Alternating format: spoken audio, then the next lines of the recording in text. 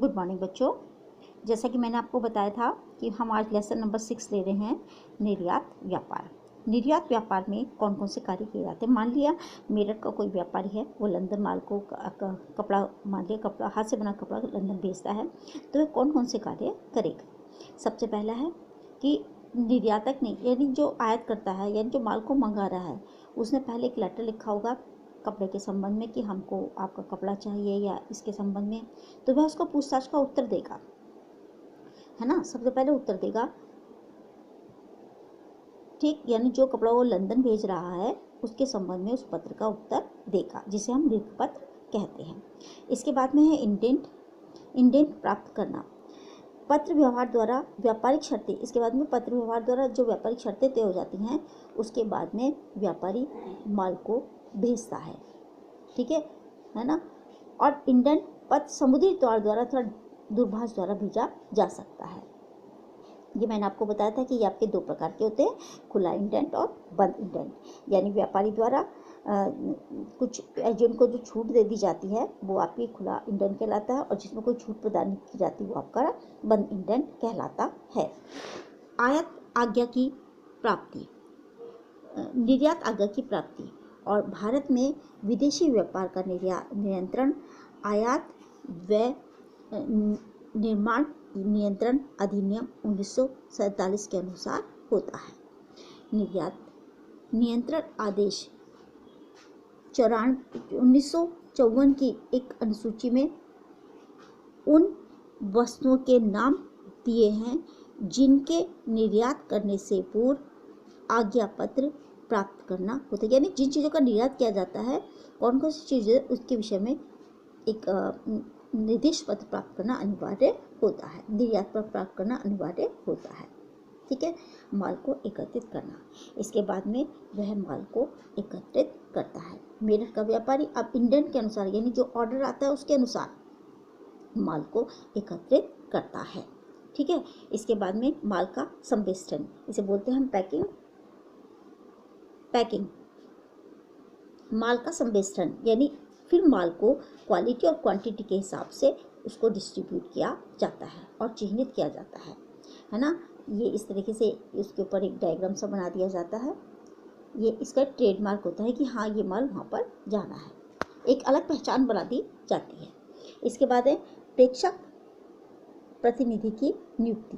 प्रेषक बोलते हैं भेजने वाला, यानी मेरठ का व्यापारी या तो मुंबई जाकर के जहाज का माल लादने की व्यवस्था करेगा, अथवा मुंबई बंदरगाह पर जहां से जहाज में माल लादना है एक प्रतिनिधि नियुक्त कर सकता है, यानी एजेंट के माध्यम से वह माल को भेज सकता है, या तो स्वयं भेजेगा या एजेंट को नियुक्त कर देगा।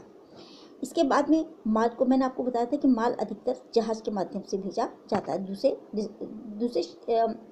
देशों में। माल को बंदरगाह वाले शहर में भेजना, इसका मतलब माल जहां आपका पहुंचना है उस जगह का नाम। मेरठ का व्यापारी रेल द्वारा माल को, मतलब अपनी कंट्री में तो रेल के माध्यम से भेज सकता है, लेकिन बाहर जो जाएगा वो जहाज के माध्यम से जाता है। तो जहाँ पर पहुँचना है ना, उसके लिए निर्देश दे दिए जाते हैं। विदेशी चुंगी धर का अनुमति पत्र लेना, इसके बाद में प्रेषक प्रतिनिधि रेलवे बिल्टी प्राप्त होने के बाद में स्टेशन से छुड़ा लेता है, फिर वह चुंगी धर यानी जो भी टैक्स लगता है उसके ऊपर को माल प्राप्त करके निर्यात करने के लिए अनुमति पत्र प्राप्त कर लेता है। उसके बाद में उसको अथॉरिटी लेनी पड़ती है कि हाँ वो इस माल को निर्यात कर रहा है, ठीक है। एक ये पूरा प्रोसेसर होता है, इसके तहत माल को विदेशों में भेजा जाता है। जहाज का प्रबंध करना, जहाजी आज्ञा प्राप्त करना, इसके बाद में जहाज का प्रबंध किया जाता है और उससे आज्ञा प्राप्त कर ली जाती है कि हाँ हमारा माल इसके माध्यम से भेजा जा सकता है। इस संबंध में इंडियन में कोई स्पष्ट आदेश नहीं है, वह ऐसे जहाज का प्रबंध होगा जिससे माल सुरक्षित शीघ्र स्थान पर पहुंच सके। इसके बाद में जहाजी आज्ञा, मैंने आपको बता दी थी क्या होती है। ये दो प्रकार की होती है, तैयार आज्ञा पत्र और अग्रिम आज्ञा पत्र। मृत भाड़ा, जहाजी आज्ञा मिल जाने पर माल का भेजने वाला आवश्यक प्रेषक प्रतिनिधि उस जहाज से माल भेजने के समर्थन रहता है तो भी उसे किराए की क्षतिपूर्ति माल भेजे, जो माल भेजता है, जो भाड़ा देना पड़ता है, उसे हम मृत भाड़ा कहते हैं। यानी इतना हो जाने के बाद में भी कुछ ऐसे खर्चे होते हैं जिनका पेमेंट देना अनिवार्य होता है, जो मतलब लिखित में नहीं होते लेकिन फिर भी देना अनिवार्य होता है, वह एक तरीके से मृत भाड़ा कहलाता है। निर्यात कर चुकाना, इसके बाद में एजेंट या मालिक द्वारा जो भी निर्यात संबंधी खर्च होते हैं उनको चुकाया जाता है। वह जहाजी बिल जो भी होता है वो पहले ही दे दिया जाता है। जहाजी बिल। माल के प्रकार, माल 3 प्रकार का होता है। कर मुक्त माल, कर देय माल, तटीय माल। जिस पे कर लगता है, कर नहीं लगता, वो कर मुक्त हो गया। जिस पे कर देना पड़ता है वो कर हो गया। और तटीय माल जो तट तक पहुँचाने का होता है वह कहलाता है आपका तटीय माल। डाक चालान, ये मैंने आपको समझा दिया है। डाक चालान क्या होता है? जहाज पर माल लाते हैं, इसके बाद में जहाज पर माल लग दिया जाता है। कप्तान की रसीद, यानी जहाज पर माल है इस संबंध में कप्तान द्वारा रसीद दे दी जाती है। जहाजी बिल्टी प्राप्त करना, यानी माल को लाद दिया गया है उसके संबंध में एक बिल्टी मिल जाती है, जिस पर ये होता है कि जलयान का नाम, यानी किसके माध्यम से भेजा जा रहा है, जलयान का नाम, माल भेजने वाले का नाम, उसका विवरण, लादने की तारीख, भाड़े की। इसके बाद में होता है आपका चार्टर पार्टी। चार्टर पार्टी एक ऐसा समझौता है जिसके अंतर्गत जहाज का स्वामी संपूर्ण जहाज का या उसके किसी एक भाग को परिवहन के उद्देश्य के लिए व्यापारी को देता है। ठीक है, ये हो गया आपका चार्टर पार्टी। यानी एक निश्चित भाग जहाज का उस कप्तान को माल भेजने के लिए दे दिया जाता है।